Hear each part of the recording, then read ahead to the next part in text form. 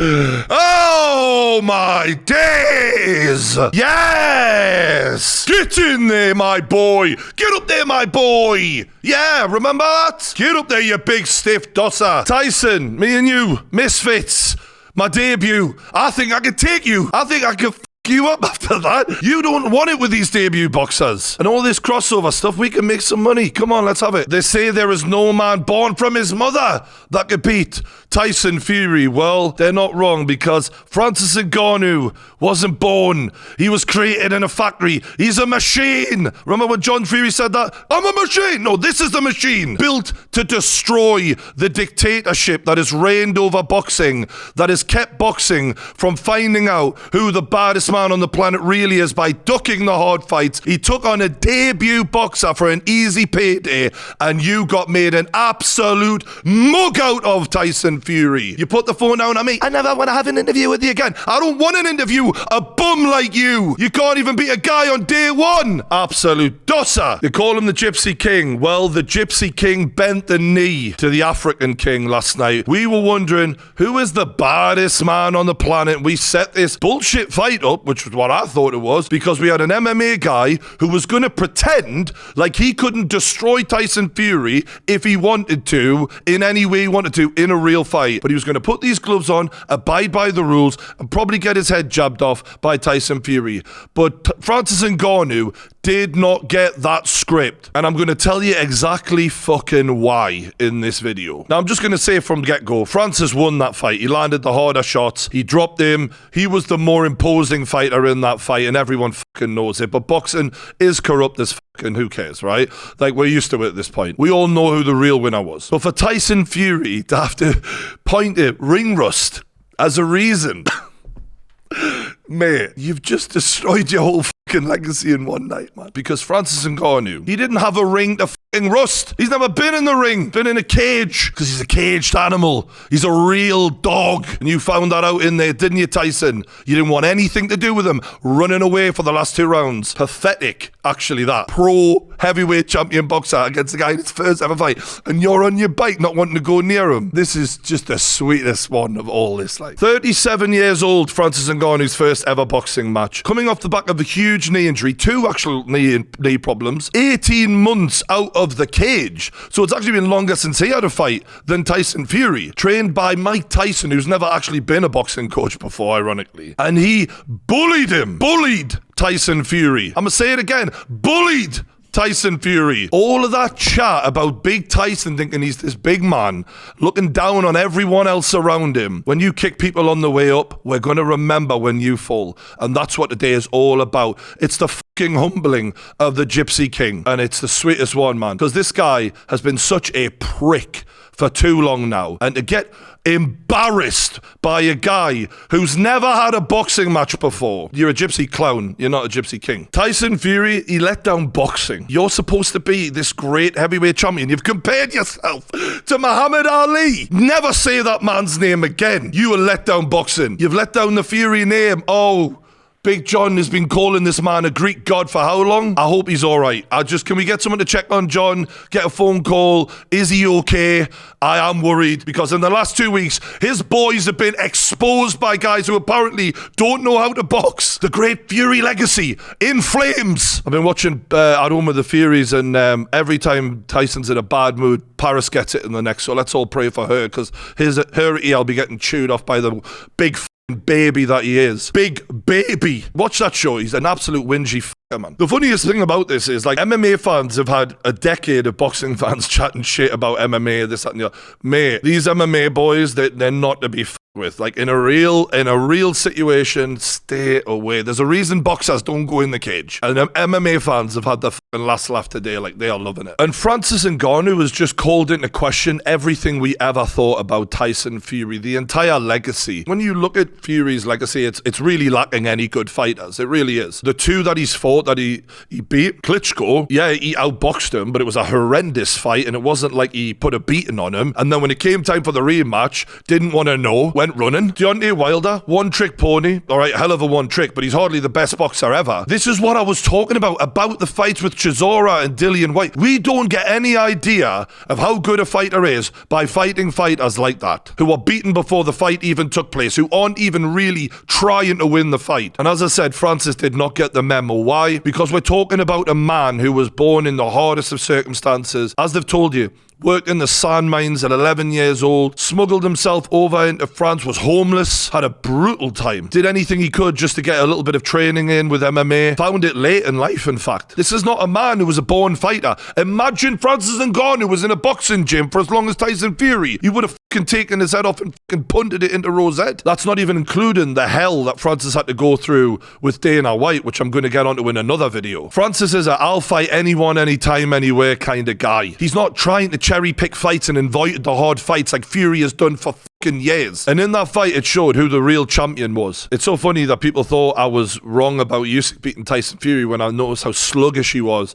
against Chisora, against White. But we're going against those two plotters. He wasn't going to get exposed for it, but I fucking seen it. And everyone else gets to see it now. Tyson Fury, if we're being honest, should retire after that shit show. A guy on day one just bullied you. Give it up, mate. He probably can't because he wants all the fucking money. So he's going to go in there and he's going to get his fucking head taken off at some point. It's going to happen now. Unless he changes some major things, but I don't think he's going to. He's too old, too long in the tooth now to do that. The fire has been put out, and Francis Ngannou extinguished it. Tyson Fury didn't even show up to the press conference, mate. How humiliated. And we all know Fury doesn't like the hard questions. Put the phone down. Remember that? Well, he doesn't want to even face the media at this point. That's how humiliated he's been. Because when you talk all that shit about how you're going to get Francis out there within a few rounds and you're going to make him look like a table tennis player against Novak Djokovic, and then he beats the shit out of you, you absolute fucking idiot. So let's give Francis his flowers, because I didn't think he could box like that, because we've never seen him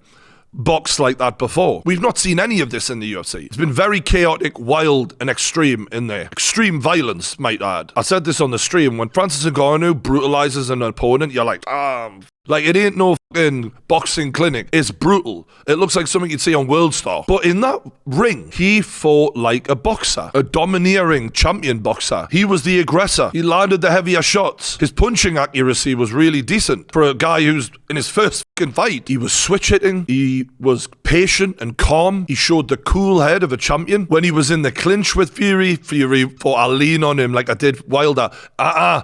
You were fucking 50 to 70 pounds heavier than Wilder. This is a man who's more of a man than you. He's stronger than you. Throw you around like a fucking rag doll. Do whatever he wants with Fury in a real fight. I said it. Be minutes maximum. And then he dropped him. And when he dropped him, he shook up the world, man. Like, literally, I think Conor McGregor's hair plugs popped out in the first row. It was that much of an unbelievable moment. And it wasn't a fluke. He'd been looking for that counter left hook from the first round. Watch it back. The body shots, actually, credit to Mike Tyson. There's footage of Mike Tyson showing how he set up the jab, then the right hand to the body. And Francis executed it in the ring to perfection. And when Fury did try and hurt him, he ate those punches like sandwiches. You call that a punch? Do you know what I've been dealing with in the UFC? 4-ounce gloves from big monsters who hit way harder than Tyson Fury. Gonna have to take more than that, son. And Fury realised that. And he realised when he was committing to try and hurt Francis was hitting him back. And it was way harder. So what Fury did was start flicking the jab out and got on his bike and ran the fuck away towards the end. He did not want to trade. That was the most timid, scared version of Tyson Fury we've ever seen in a boxing match. Even against Wilder, when Wilder dropped him, what did he do? He went straight ahead and put it on him. Or in other fights, he went in and tried to lean on him and wrestle him. With Francis, he knew he couldn't do either of those things. Stay the fuck away. That's what he did. I'm gonna flick that jab out so I'm connecting with you and racking up points, but I ain't gonna fucking fight you because you'll fucking beat the shit out of me. The beauty of this is if Francis had won by a knockout, which was just like one shot early on, boom, there'd be a reason to go, all right, that was lucky, run it back, that won't happen again. He beat the out of him. He bullied him. I can't believe I'm saying this. And I was the one who was giving Francis as much credit as anyone before the fight. I mean, I didn't think he could box the way he did, but I kept telling everyone, when you're in a room with this man, and I've been in a room with both guys, Fury ain't intimidating. Francis Ngannou gives off the aura of a god among men, man. He seems like he could fucking kill any of us whenever he wants. You can feel it. He's not even trying to be intimidating. He's a lovely guy. We're lucky he's a nice guy. And I said he had a better chance than Conor McGregor because the Francis Ngannou power ain't like McGregor's power. McGregor was exposed for being a weight bully, and when he came up past 145, it didn't translate the same way, and it certainly didn't translate in boxing. I knew Francis is a different beast. He's the alpha male, this motherfucker. And I know a lot of MMA fighters are going to get gassed up and start calling out boxers right now. Slow your roll, lads. Because heavyweight, boxing or MMA, the skill level is less important than any other weight class, because to move technically at heavyweight is very hard. So a lot of the time it does come down to who's the better athlete, who hits harder. And at heavyweight MMA and heavyweight boxing, that is the closest gap by a mile. The further down you go, the wider it'll get. And Francis is a freak of nature. Let's not kid ourselves. It was a big win for MMA, but MMA fighter shouldn't be getting overconfident right now. Francis is a 1 in a million. A 1 in a million that Dana White lets slip through his fingers. And Dana White, ironically, fumbled the bag. We're going to get onto that in another video though. And the beauty of this is after the attitude that Fury has had, where he's above everyone and can't be told that he's not fighting the best guys, the proof was in the pudding. Those fights against Chisora and White were bullshit because they weren't live dogs. And Ngannou was a live dog. And he got exposed for taking those easy fights. But also, I think he got exposed for just not being as good as people thought he was. People can say, oh, he didn't look the same, yada, yada, yada. Fury isn't as good as we thought. As great as Francis is, the man's 37 and has never had a boxing match in his life. I noticed that Fury had slowed down previously. And with the Usyk fight coming up, I knew Usyk would be way too much for him. And I've never been more convinced of that in my life. And don't get me wrong, Francis hurting Tyson doesn't prove that that's an automatic win for Usyk, but you can see the decline of the guy, man. He was propped up by those shit fights he's had recently. The truth is out there now, and he thought he'd hide it long enough so that he would make enough money and he wouldn't get exposed until it was the very last fight against the Usyk where he'd cash in, and he's already been exposed now. We've all seen it. And you just think when Ngannou drops Fury, if that had been in a cage, I mean, Ngannou could have just lifted him up and slammed him on his head whenever he wanted, but let's just say it was in a cage. That very moment, every boxing fan, every Fury fan, understand this. Francis Ngannou would have rushed him and caved his fucking skull into that canvas until there was nothing left. We all know who the real bad motherfucker in fighting is now, and it is not Tyson Fury. He's not the greatest ever, and all the shit John Fury's been talking has been exposed as a steaming pile of bollocks. The legacy's over now. It's finished, man. Everything's been after this. Francis Ngannou has just destroyed his entire life's work in one night. Looking at the stats, they tell the tale. Fury did land more jabs, as we would have expected. Francis ate them like sandwiches, not a problem, mate. Plenty more where that come from. Keep them coming. And Ngannou landed more powerful shots, and that was crystal clear. But the stat that tells the biggest tale of the tape is that Tyson Fury threw less punches than Francis Ngannou. Do you know why that is? Because he was hesitating. Because he didn't want to trade with Francis. Because he knew the more I trade, the more I'm getting hurt. And that tells you exactly why Francis Ngannou won this fight. He didn't want to commit because he feared what was coming back. So he just flicked that little jab out and kept it moving. And this is the problem with boxing, because in all other sports, we find out who the best guy is in a tournament. With Fury, he's avoided all these best guys. There's probably young heavyweights right now who'd Fury up, but because he's marketing wise so much ahead of the game, he can be like, oh, there's nothing in it for me, oh, I don't make enough money if I take these guys. And that's what he did. That's why he chose to fight Chisora for a third fucking time. But he's being exposed now by a guy in his first ever fight. Tyson Fraudy is what they should be calling this geezer now. Absolute fraud. And this is what you get when you try and con the British public into paying all that money for some shit fights and what you thought was an easy fight against Francis Ngannou, and your greed lands you flat on your fucking back. Another easy payday, another easy payday. You fucked up when you picked the wrong guy in Francis Ngannou. And it's funny because Tyson's a religious man and greed is a sin. That was a good line, that, wasn't it? Oh, sizzling that, innit? You could put that in a frying pan. He couldn't have knocked Francis out with a fucking frying pan. So what next? Well, if you're a fighting man, as they've been saying for God knows how long, you give the guy a rematch. He beat the shit out of you. You got robbed on the judges. Even if you think you won, it was razor close, even if you believe that. You know it was razor close. And you should want to right that wrong if you're a defending heavyweight champion, which he's not, because he's got more fucking kids than he's got heavyweight title defenses. But let's put your money where your mouth is. If you're a fighting man,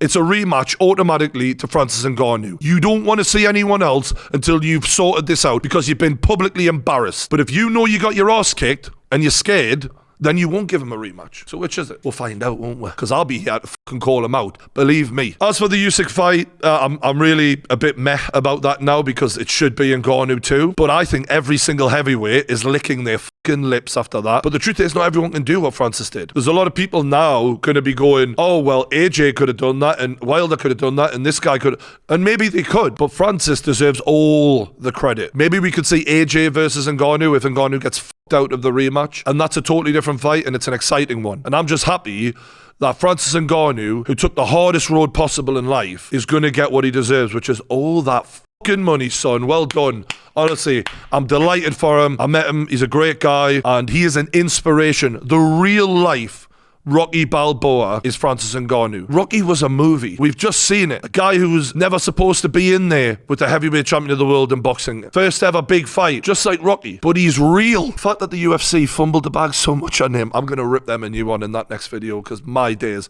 But he bet on himself and he won. Just on the Usyk fight before I leave, let's remember what Tyson Fury said about if Usyk wanted to push the date back. This was when someone said that Usyk might be not able to make the date of December 23rd. Only 7 weeks away. Not great after an arse kicking. Usyk has to fight me in December. He doesn't have a choice. He signed a contract, so if he doesn't, he's breached contract and he gets sued. Well then, I guess that means you'll be taking the fight, Tyson. No excuses. We'll look forward to seeing you December 23rd against Usyk. Something tells me the big dosser might change his mind. Anyway, let me know what you thought in the comments below. Don't forget to like the video, subscribe to the Pain Game YouTube channel. Thanks for watching, and I'll see you later.